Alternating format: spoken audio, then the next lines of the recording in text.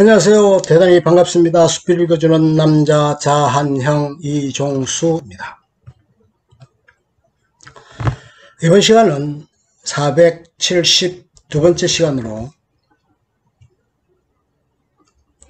이창호라는 글을 읽어드리도록 하겠습니다. 이창호, 대한민국 프로 기사이며 프로 구단이다. 90년대부터 2000년 중반까지 약 16년간 세계 랭킹 1위를 놓치지 않았다. 대단한 기록임에 틀림없지만 성률만 놓고 봤을 때 역시 대단한 건 이소돌과 최철환. 괜히 이 두 사람이 포스트 이창호가 아니다. 참고로 2019년 11월 기준 이창호, 이세돌의 상대 전적은 이창호가 45승 44패 2무로 한 판 더 많이 이겼다. 이세돌이 2019년 11월 19일 프로기사직을 은퇴하여 영원히 바뀔 수 없게 됐다.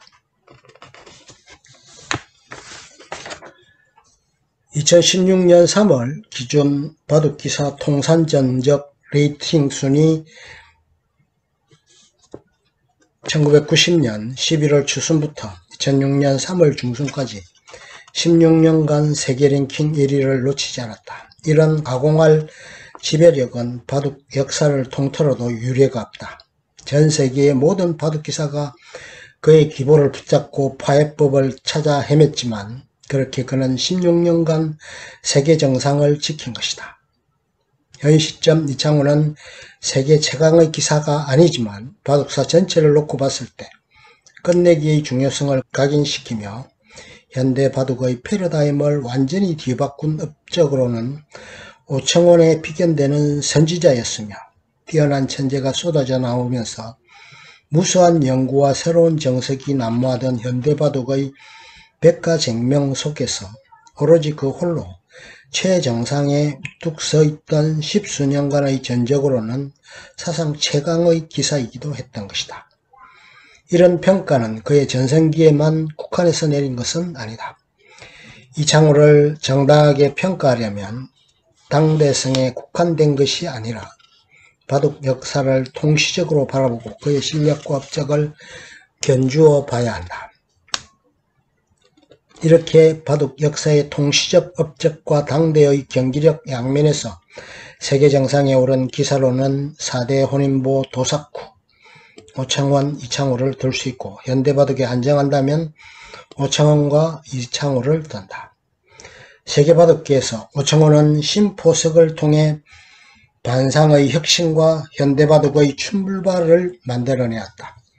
기력면에서 오청원이 활동할 당시의 바둑은 수준으로 보나 저변으로 보나 일본이 독보적 최강국이었고 그 일본의 내노라 하는 고수들을 10번기에서 죄다 떡실신시키며 치수를 고쳐버린 전적은 현대 바둑에서 다시 나올 수나 있을까 싶은 엄청난 것이다. 게다가 당시의 10번기는 단순히 상금 다툼이 아니라 4승차 이상 패배 시 치수가 하향 조정되어 나는 당신보다 하수입니다를 공식 인정하는 것이었기 때문에 그야말로 필기사의 명예가 걸린 진검승부였고 승부의 압박감이 여타 다른 대회와 차원이 달랐다.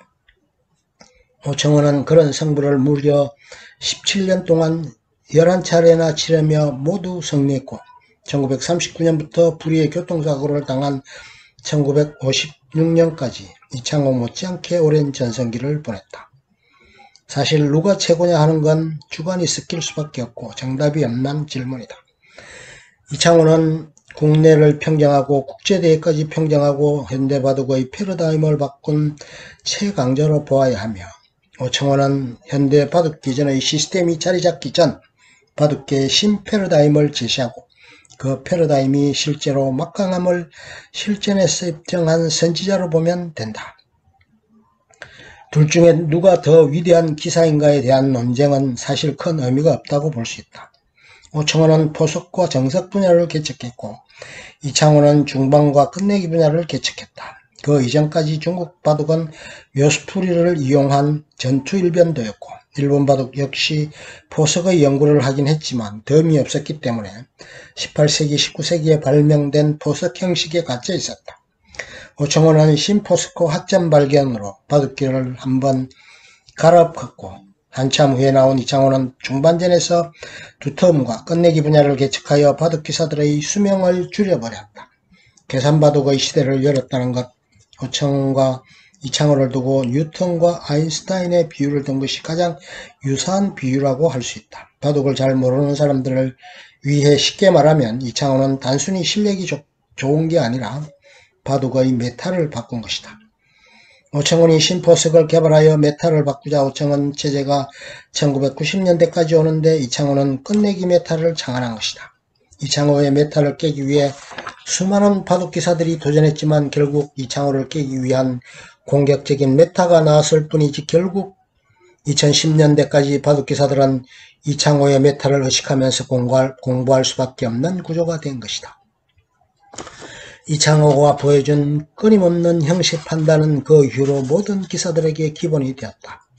2016년 알파고의 등장으로 인공지능 메타가 창시되었고 딥마인드의 논문을 바탕으로 제작한 고성능 바둑 AI들이 인터넷상 풀리자 인공지능 메타를 자기 것으로 삼는 프로 바둑 기사들이 늘어났다. 이런 AI들이 풀리기 전까지는 사람의 머리로만으로 알파고의 기보를 해석해야 해서 답보 상태였지만 누구나 이용할 수 있는 AI들이 풀리자 설설 해답의 실마리가 풀린 것이다.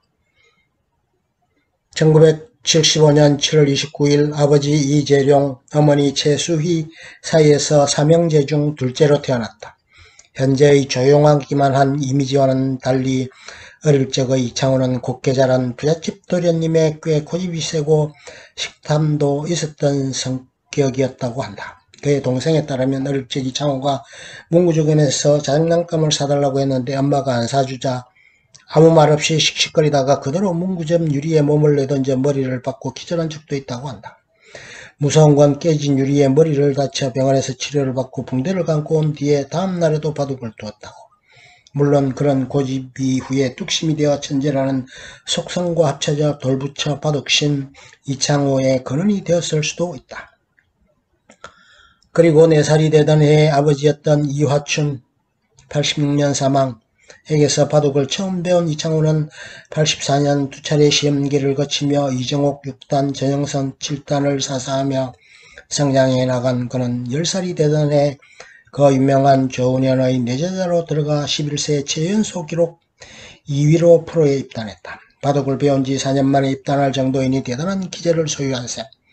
그리고 입단 시험도 10살 때 한번 보고 떨어진 후 다음 해인 11살 때 통과한 것으로 보아 배운 지 3년 만에 연구생 1조까지 올랐다는 계산이 나온다. 다만 조은현은 이창호의 이런 좋은 성적에도 불구하고 생각보다 늦게 입단해서 정말 천재가 맞는가 하고 의구심을 가졌다고 수리했다. 다만 훗날 이창호의 천재관이 바뀌어도 아래에도 나와있듯 이세돌, 박정환 등은 천재가 아니라 하며 이창호야말로 진짜 천재였다는 말을 한다.